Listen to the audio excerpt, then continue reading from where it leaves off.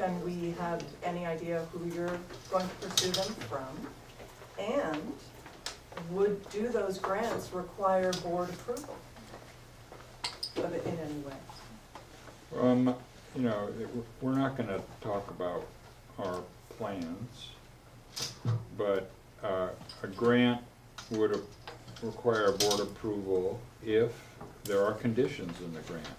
People give us money all the time.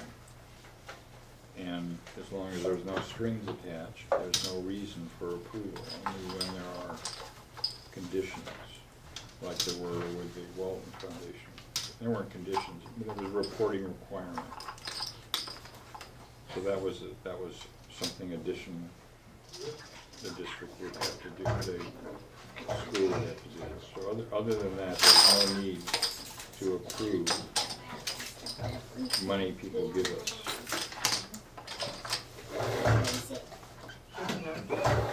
The research. Not the official board meeting, this is just the open question and answer. So a comment, I was looking for the start time for tonight's meeting, and the agenda is different than what's on the calendar. So there has been 7:30, and it says 8:30. It says 8. Or 8, sorry, yes, the agenda says 8, the calendar on the events section of the website says 7:30. That was an error. Yeah. The legal notice is what's in your hand there. Just let you know that it's gonna create confusion for folks. Yeah, we'll try to fix that going forward. Usually it's at 7:30, but tonight.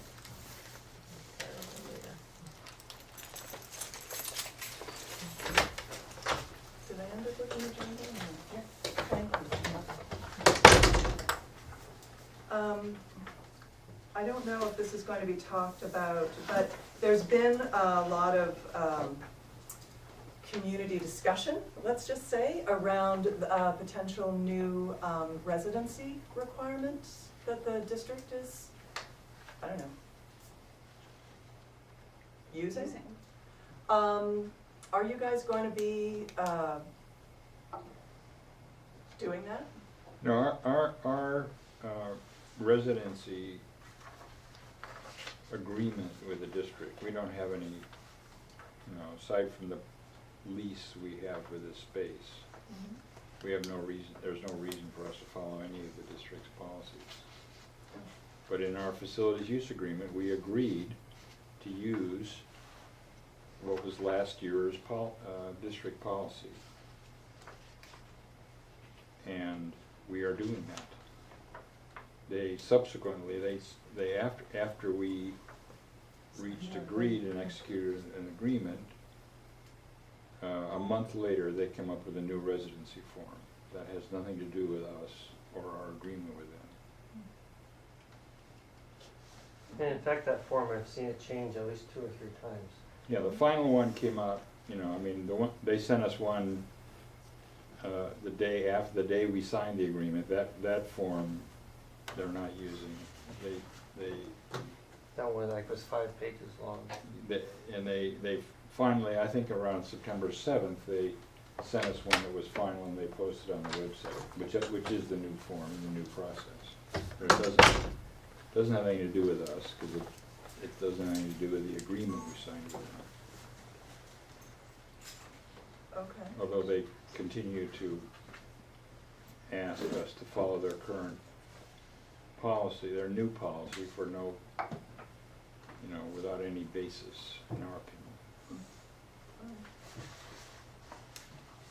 Well, would there be any reason not to? I mean, isn't it supposed to be a more thorough reporting system that is based only in public information, not in anything else? Wouldn't that clear up any potential issues that there might be? Like, would there be any reason for you not to use it? Yeah, the only reason to have a form in the first place is because we agreed to do it under the lease. And, we started collecting those forms in the middle of August, or the beginning of school. So for us to go back and redo it, plus there are things in that form which we find objectionable. I mean, I don't know what made, I don't remember what made the final cut, but for example, they wanted, if there was a divorce, they required parents to file the custody arrangements. We find that very distasteful and not something we want to subject our parents to. That's a for example. In the form they sent us, there was a tip line. If you think there's fraud being committed, please call this line. You know, the feeling of the form is certainly the first form, which got softened as time went on.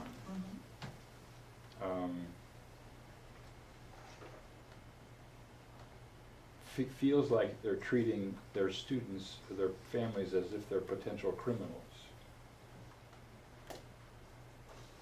So just the whole tone of it is not something that we feel is part of our culture. We're using the form that was fine for them to use last year, and we agreed to use that, and that's what we're moving forward with. And the understanding all along in the discussions was that was the form we were agreeing to, and that's the form that people were asking us to go along with, and the one we were happy to go along with. But for the district to change it multiple times since then, we don't know if they're gonna change it again next month. It's just, you know, once you reach an agreement, it's done. Next year we'll have a new conversation.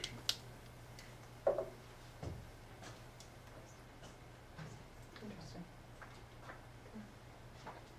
I'd like to comment about your IT forms. There's also been a lot of social media discussion about it. But what? Your IT forms that you Intent to send. enroll forms. So I'd like to comment about what I've seen online. I've seen on Facebook this phrase and similar, click here to signal interest. And then the link goes directly to your IT form online.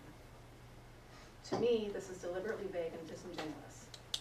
Perhaps your online marketing person can use clear language for signing your intent to enroll forms. Sorry, I hate public speaking and I get nervous. Some suggestions I offer to you free of charge. For your tours, the headline above could be, sign up for a tour, and then you add the link to that form. To receive more information about your program or your school, you could say, sign up for a brochure, and then have a link to that form. To enroll your child in RBC, perhaps you could say, if you're meaningfully interested in enrolling your child in our school, then link to the IT form. Just to make it clear. That's the language on the form, like when you look at it, it says To that. say that you are interested, or to signal an interest. Yeah, And then but link to an if enrollment you read the form, it's very clear. I mean, But you are not being. Oh, you know, if you want to run a market, you want to have a school and I have a will marketing offer campaign. my copywriting services, because you are not clear. And so there's a huge difference between being interested in your program and learning more, and for enrolling. It's as simple as that. So I ask that you guys be transparent in your requests. It's not enrollment. It's an intent to enroll, meaning you are interested in the school and you're hoping to enroll your child there. It's not if you're interested. It's actually learning more. meaningfully. Look, Anyway. this is the question and answer section. It's it's not set up for speech making and commentary, and we just disagree. You know, we are out there marketing our school, and we're doing it the best way we know how, and we're going to continue to do that. You don't like the way we're marketing. That's fine. Nobody's asking you to attend our school. Do you? When am I allowed to make a comment? Because I have another comment from a community member regarding this. You know, this is a question and answer period. Okay, do I'll you- wait. I have a question then. Do you intend to go You back? can, there's at the beginning of the meeting, I will. there is I will wait public for that comment. section then. We'll wait for that. We'll wait. I have a question regarding the enrollment. Given that your enrollment is, and I guess we're getting a report out from October 12th this evening, but it looked like there's, as far as in-district students go, there's about, was it 2 or so short from the 144 projected. I just would like to know when you intend to notify the district of over allocation. Well, actually, you should go read the regulations. I have. Okay, and what do they say? It says when the school knows that they are over enrolled, they need to notify the district. And what is the definition of over allocation? You receive more space than you have students for. No, that's not what Well, it is. Well, then Do tell please us do what tell it me. is. If you have more than, It's 10% or 15. if you have, more than 24 fewer ADA than you projected, that is when that section can come into effect. Where does the 24 number come It's actually 10% or 15 or 15 students, whichever number is greater. No, it's 24. from? Well, if it's 10%, then that would be on 144, that'd be what, 14, 24 students? Yeah, Which is less than 20. it's 10% or 24, whichever number is greater. ADA. Maybe. And as you just said, 22 is less than 20, 22 is first of all enrollment, not ADA. So the ADA numbers are smaller. About 0.9% times. Yeah, but that, it's actually material. It's like, the ADA number is 137, based on the, District. of in-district, yes. Our ADA projection is 137.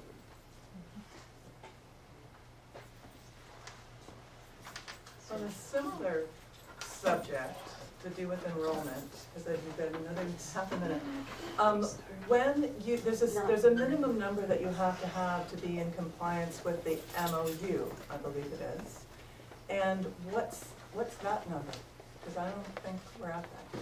Well, that's between us and the State Board of Education, and and our oversight. And at this point, they are satisfied with our enrollment. Yeah, we regularly report to them enrollment, so. But wasn't there- They'll let us know. Okay, but wasn't there, I mean, honestly, wasn't there an exchange of letters from them saying you're not at your numbers, tell us what your plan is? And there's a minimum number, is there not, of students? Well, What is that? well, in the MOU, there is from the MOU, you can calculate a number, but they are not managing to that number. So, that they are not asking, and what the requirement is to come back and do a material revision. They are asking us, they're telling us that they do not want us to do a material revision. We don't need to do a material revision for that purpose.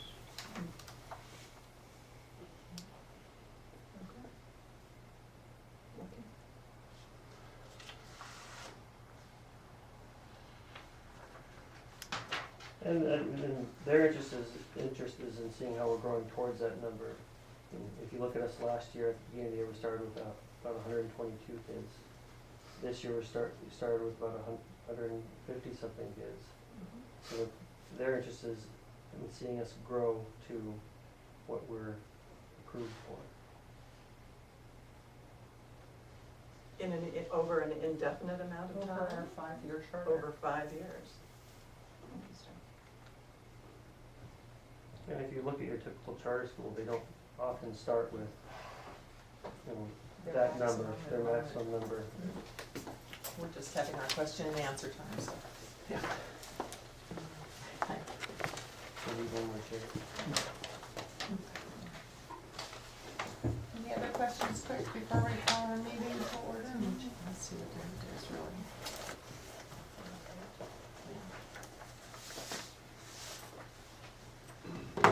Okay.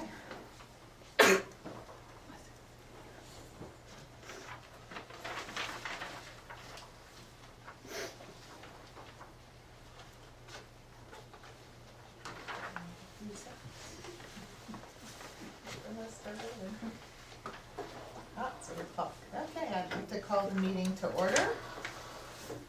Okay, the first item on our agenda is our trustee roll call. Christie is absent. John? Here. Chris? Here. Sharon here, Sonia? Here. Great. The next item on our agenda is the approval of the agenda of this evening's meeting. Do I hear any motion for approval of this evening's? Move to approve. Okay. Okay, any discussion? All those in favor? Aye. Any opposed? Okay.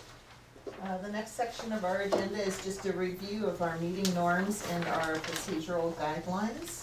Is anyone brand new to the meeting tonight? I think everybody, okay. So basically, we're trying to set up our norms and our protocols so that everyone has an opportunity to be able to hear and participate in the meeting without disrupting other people and making sure that we can conduct our business that we need to get taken care of tonight. So if you have any questions about any of the norms or guidelines, let us know.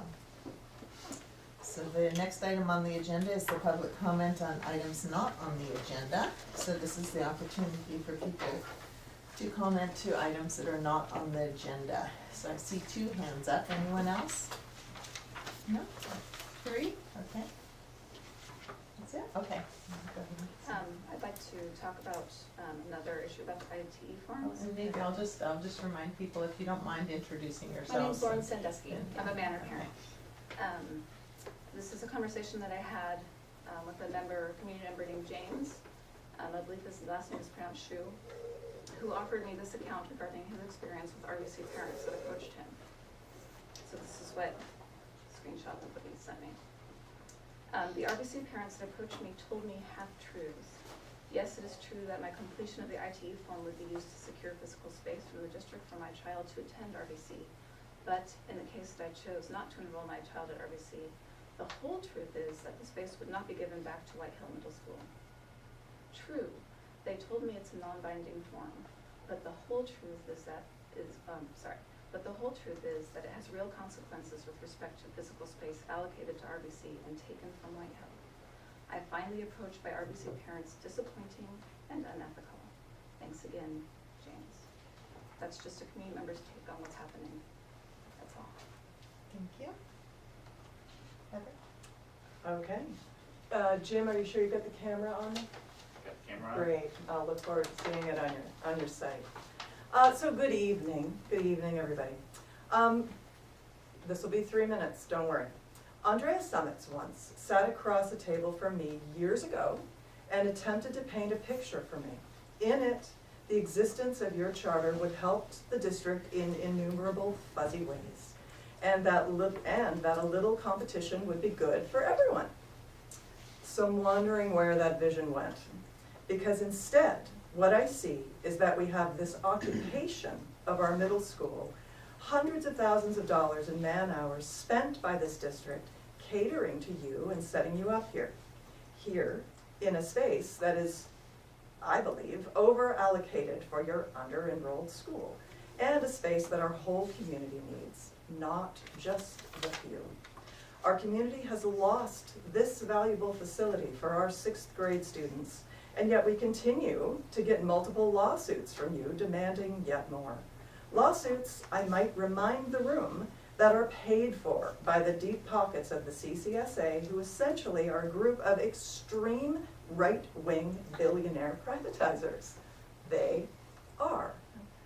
In fact, it's important to know that this charter and most of the laws behind it have been paid for by these same right-wing billionaire privatizers, because big money gets what big money wants. This charter is Goliath.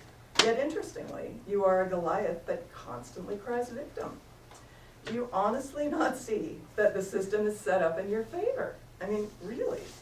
Probably you do see it though, and it's just inconvenient because it can't possibly be part of your narrative. So it's better to pretend you're the underdog. So it strikes me that you are here in a way that's remarkably similar to how Brett Kavanaugh got his new seat. He's legally there, for sure, but only through a twisted, favoritist, right-wing driven legal system. And is it right? Nope. Is it moral? Nope, absolutely not. We have a collective responsibility as citizens to take care of each other and to take care of our children. squandering our resources on these hateful lawsuits of yours and on this redundant administration and on the occupation of a facility that our 6th grade students need is not responsible. Going door to door and accosting parents with children in the streets, like I've heard about, all in an attempt to gather ITE forms, is also not moral, in my opinion. So please, drop your lawsuits, and as I say every time I come here, drop Prop 39. You guys are supposed to be creative, outside of the box thinkers, so figure it out some other way and stop taking from the rest of us. Help restore this community and don't keep ripping it apart.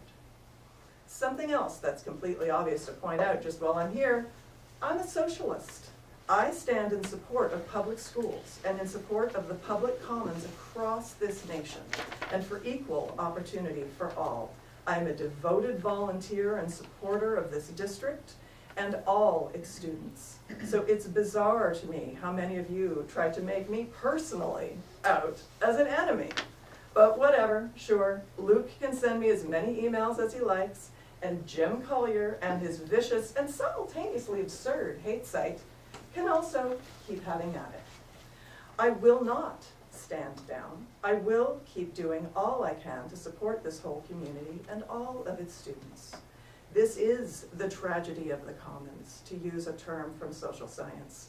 This charter has single-handedly brought this tragedy into Fairfax and the Ross Valley.